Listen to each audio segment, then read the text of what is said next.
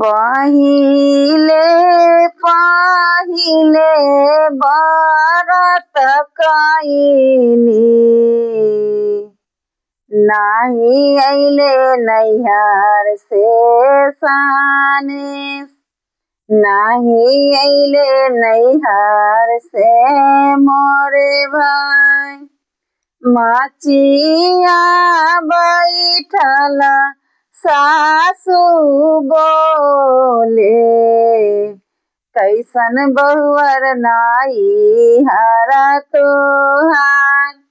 कैसन बहुअर नाई हरा तोहार नाही आइले नैहर से तोर भैया कैसन बहुअर नाई हरा तोहार कैसन बहुअर नाई हरा तोहार आई साना बोलिया सासु जानी बोली साला ता करे जावा हमार साला ता करे जावा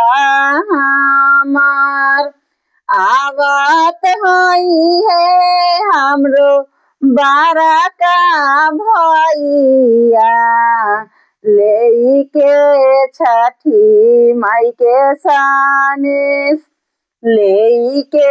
छठी माई के साने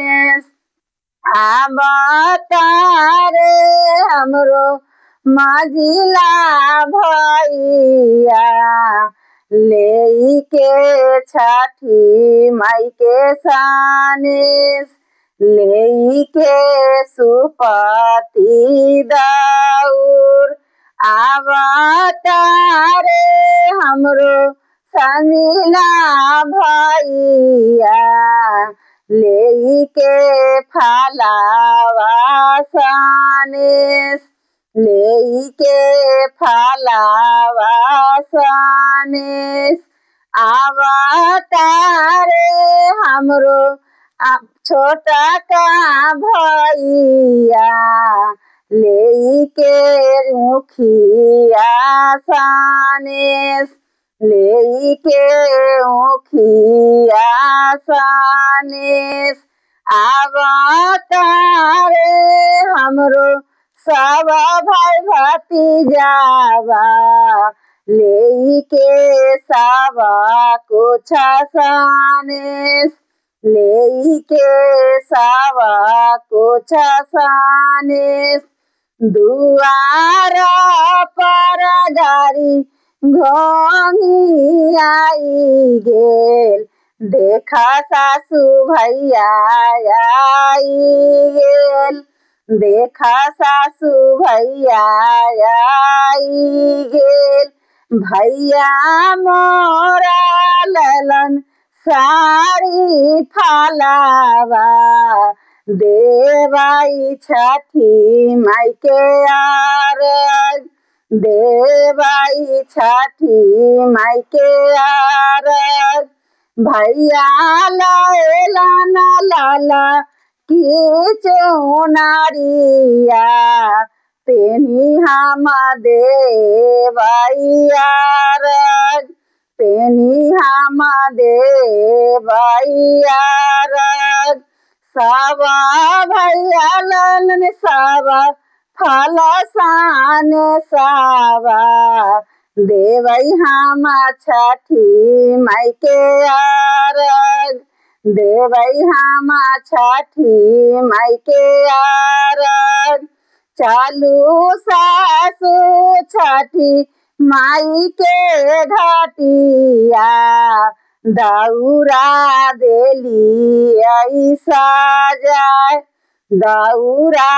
देली ऐसा जाय उठाऊ प्रभु माथे पर दौरिया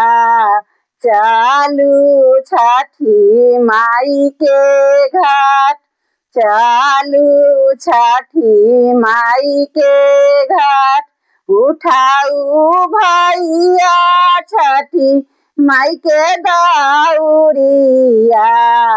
चालू गंगा जी के घाट, चालू गंगा जी के घाट। हुआ में जे हिकन छठी माइया